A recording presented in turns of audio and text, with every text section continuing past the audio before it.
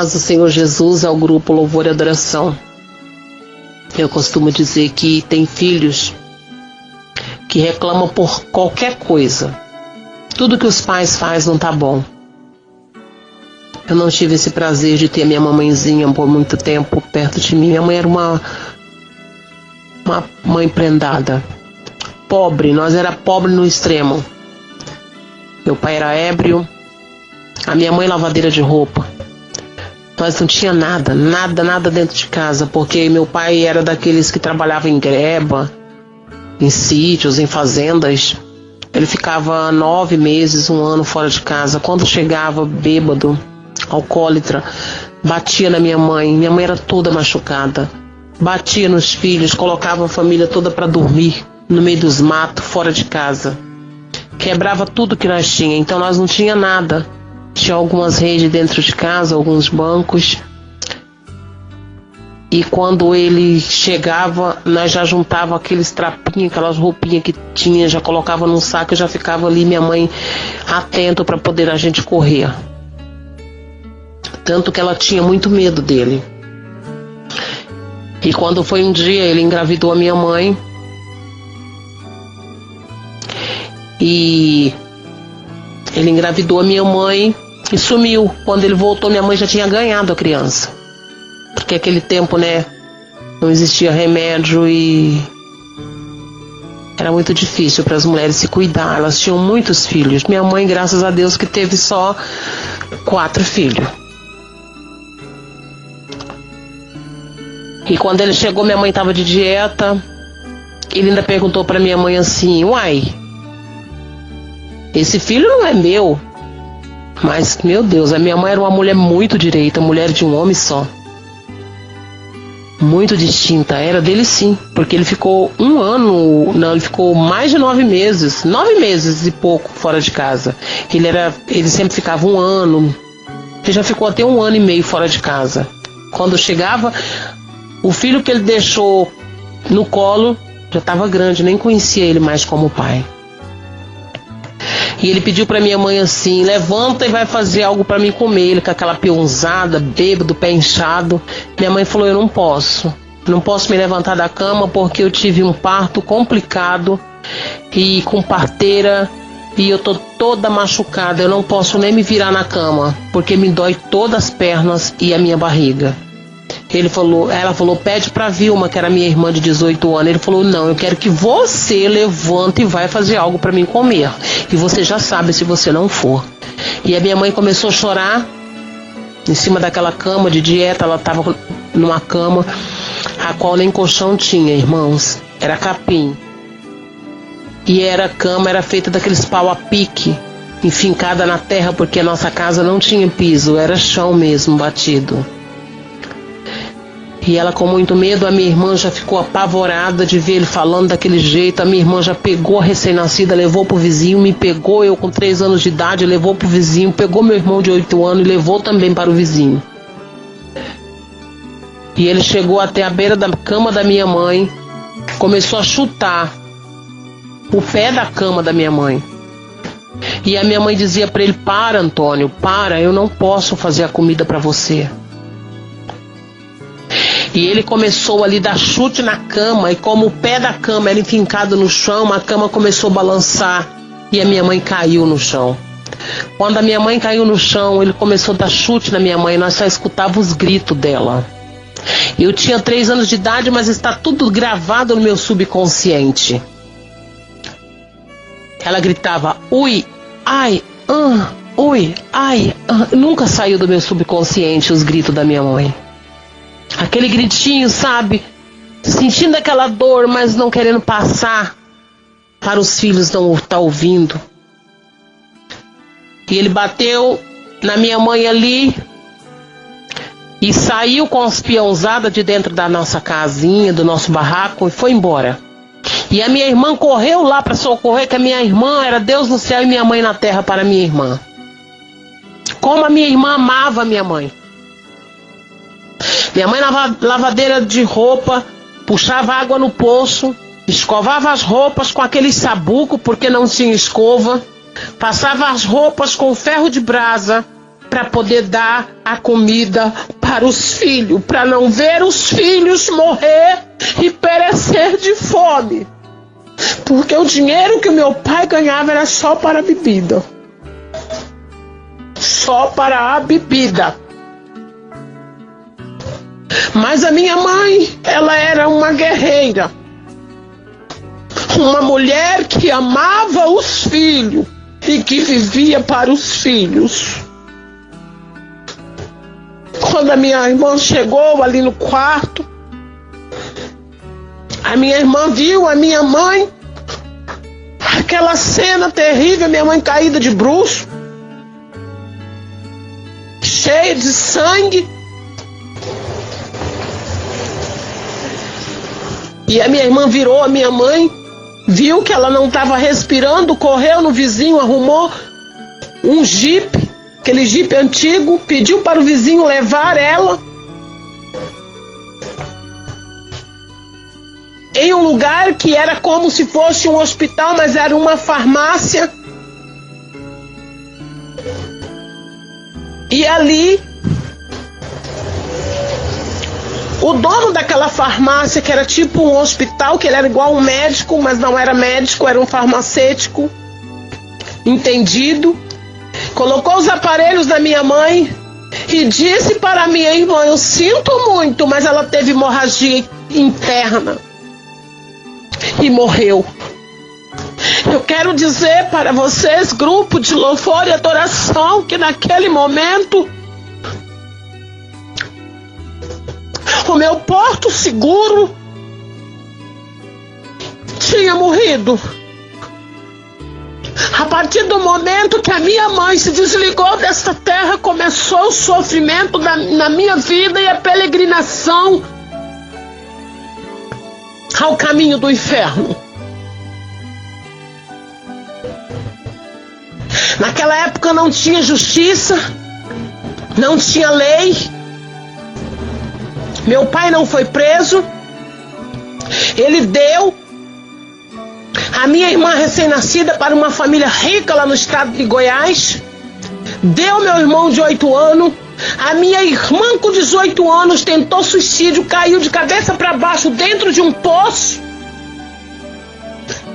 Xaramassurianda labastu kemenagia shedekova. E ele olhou para mim e disse para mim assim: você eu não vou dar para ninguém, porque você parece muito comigo. Vendeu o barraquinho que nós tínhamos no estado de Goiás, colocou a minha roupa e a roupa dele, que eram uns trapinhos, dentro daquele saco, e viramos mendigo. Andarilhos, como esses andarilhos, quando vocês estão viajando, vocês vê de uma cidade para outra no meio das estradas, cabeludos, sujos, mal cheirosos, e que muitas pessoas têm medo, porque pensa que é um bandido, pensa que é um malfeitor. E nós andávamos de uma cidade para outra, de Catalão a São Simão, de São Simão a Paranaiguara, de Paranaiguara a Caçu, a Brasília. Nós já chegamos até em Brasília, dias e dias e dias, pegando carona, a pé, mendigando, em Goiânia. Dormia nas ruas.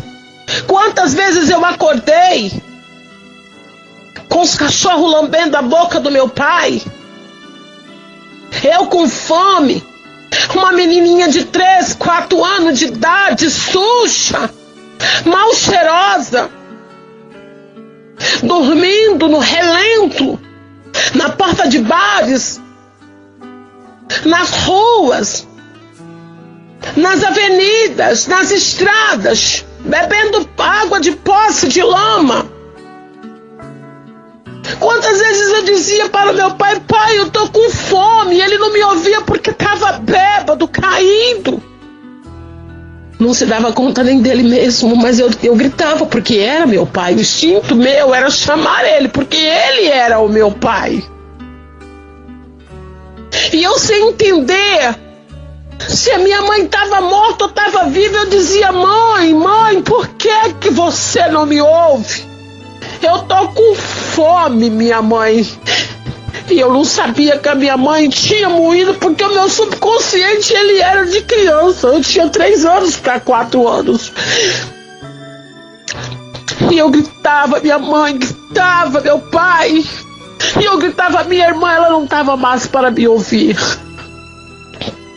E eu saía, quando era nas cidades, eu saía revirando as latas de lixo para achar um pedacinho de pão, para achar um ossinho de frango, de alguma coisa para me chupar, para me comer.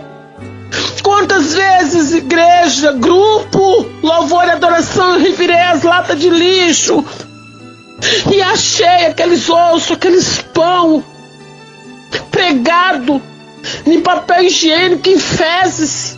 E a fome era tão doída, a fome era tão triste, que eu comia daquele jeito para saciar a dor da fome.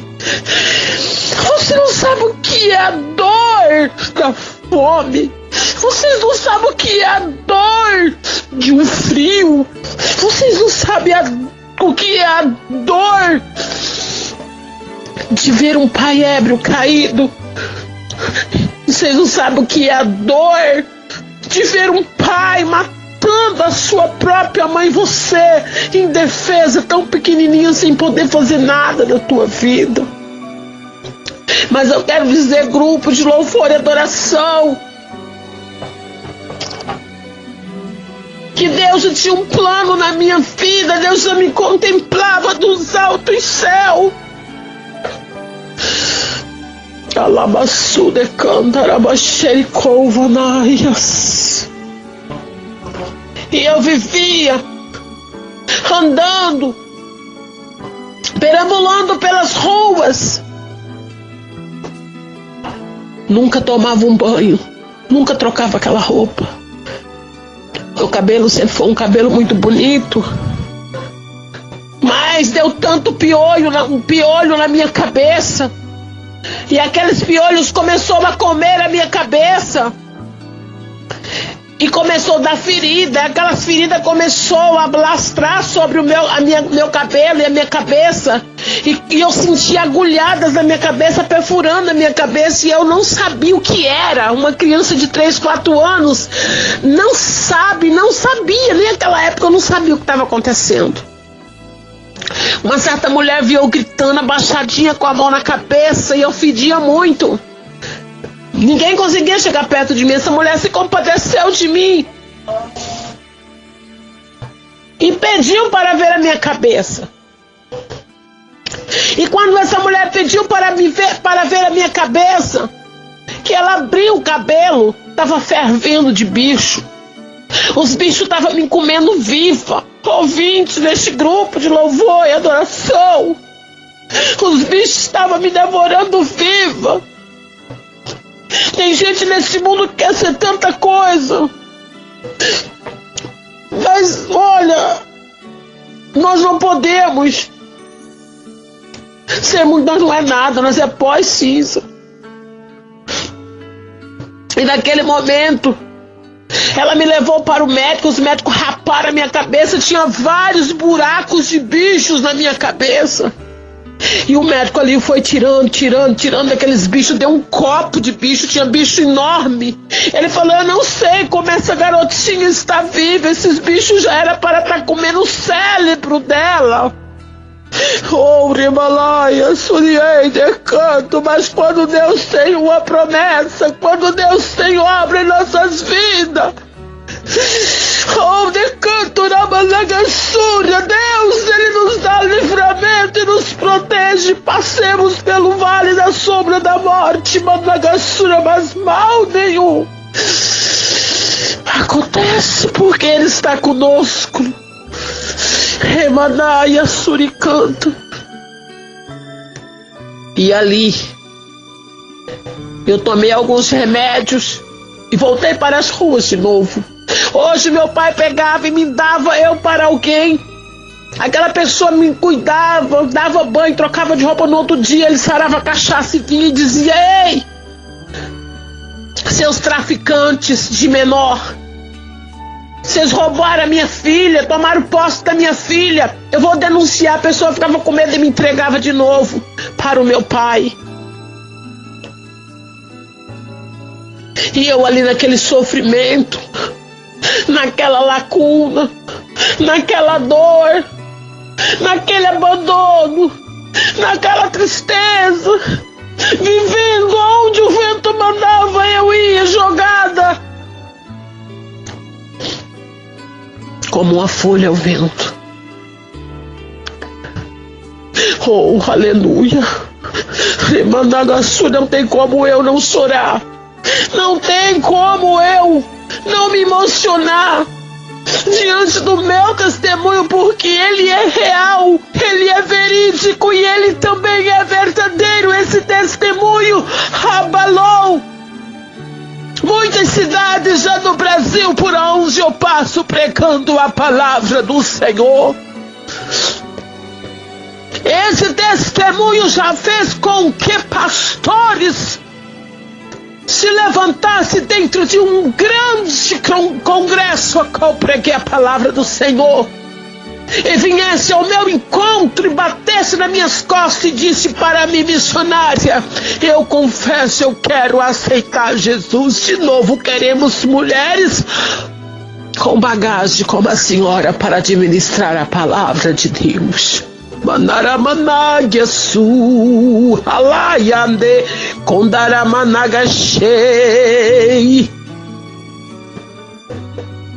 E eu andando de uma cidade para outra, naquele sofrimento, naquela tristeza, naquela lacuna, sem saber direito o que estava acontecendo em minha vida, porque o meu subconsciente não captava tudo ao mesmo tempo. Eu era criança. Eu sentia tudo aquilo, mas eu não tinha aquele sentimento de adulto, de entender tudo ao mesmo tempo. E um certo dia, eu acordei com um peso muito forte sobre mim, me sufocada. O meu próprio pai, um homem de 2 metros de altura, um homem muito grande, me estrupando. Eu com 3, 4 anos de idade. Aquele homem me estrupando. Eu gritava minha mãe, gritava minha irmã. Ninguém me ouvia naquela escuridão, na beira daquela estrada. Eu nunca esqueci. Aquele homem me estrupando. E ele me estrupou e eu sofri muito. Eu gritei muito. Mas ninguém me ouvia. Ninguém ouviu o meu choro. Ei, você que tem uma mãe, ouve a tua mãe, dê valor nela. Você que tem um pai que te ama, filho, dê valor. Ei, você que tem sua família, se apegue com Deus e pede para Deus cuidar da sua família, porque eu não tive a alegria de ter uma família. Eu não tive. A minha mãe foi tirada de mim, eu ainda muito pequena, e eu não tive um pai amoroso. E nem fui criada com os meus irmãos. Mas você valoriza o teu irmão, viu? Quantas vezes eu gritava pela minha irmã, pelo meu irmão, mas eles não estavam perto de mim, porque o destino arrancaram eles de perto de mim. E eu fiquei sozinha neste mundo, vagando, alabaçúria. Mas você valoriza a tua família, viu? Não deixa a tua família por nada, nem não deixa a tua esposa. Valoriza a tua esposa, valoriza os teus filhos, valoriza a tua casa, valoriza o bem que Deus tem te dado, viu? Porque eu não tinha. Eu não tive. Eu não tive infância, eu não tive adolescência, eu não tive mocidade. Valorize cada área da tua vida, cada etapa, diz o Senhor para ti, de calabaçúria. E ali, o meu ovário, o meu útero saiu para fora. E eu fiquei desacordada.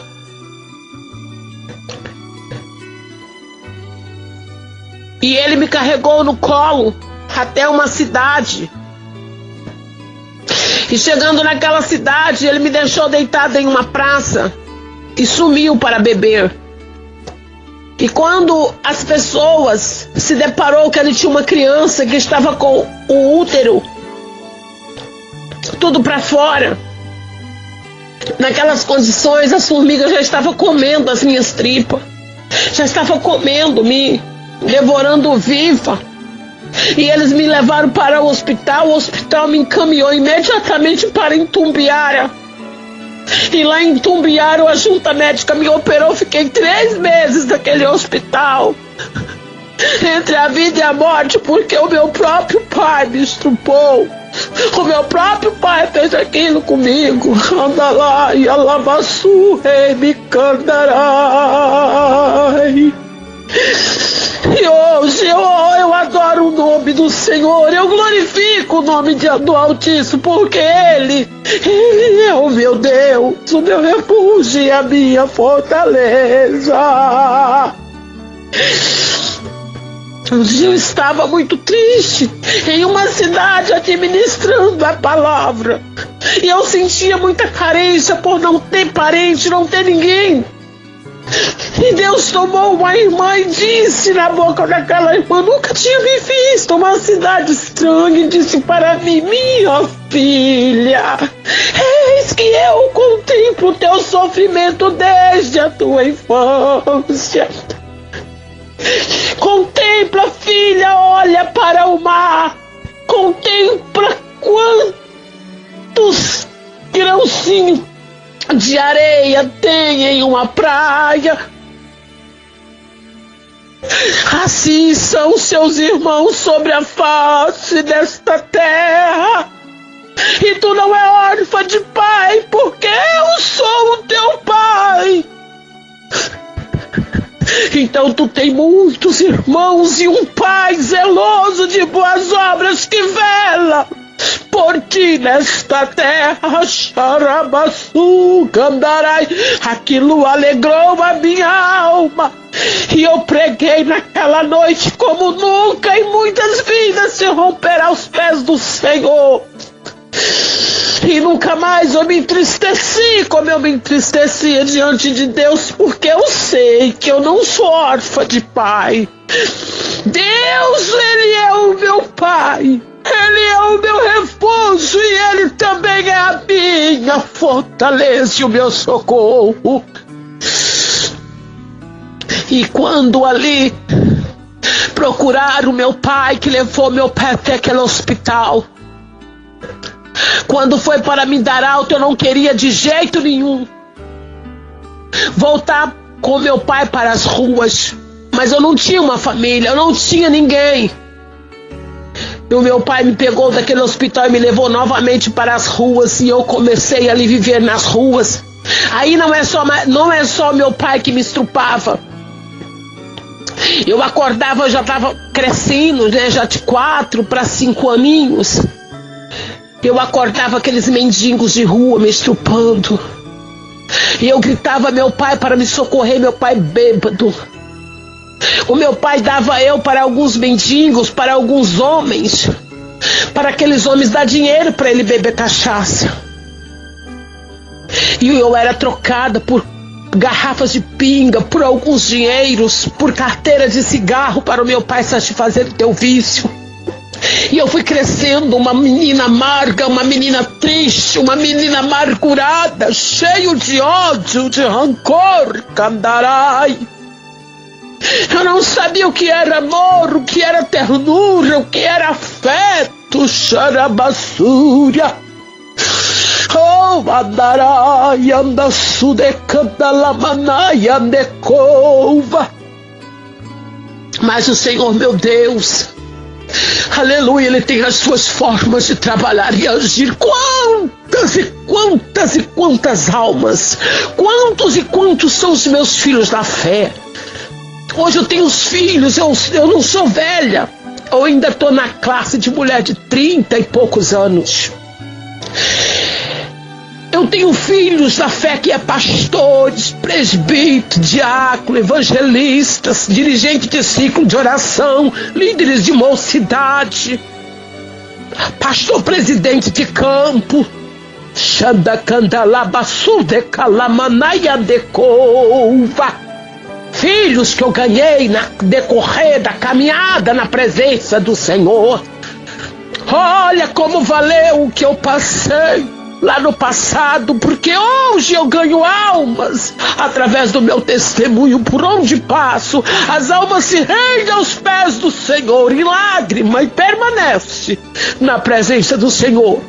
A irmã Maria Neide, que está aqui no grupo, que é a minha irmã, eu ganhei ela para Jesus. Ela conhece a minha vida, porque ela mora aqui perto de mim. E outra hora eu estarei gravando outro pedaço do meu testemunho, porque é muito extenso. Amém, grupo? Por enquanto vai ficar até aqui. Aí depois eu vou estar gravando outro pedaço. O nome do Senhor vai ser glorificado. Não esqueça de se inscrever em nosso canal e ativar as notificações.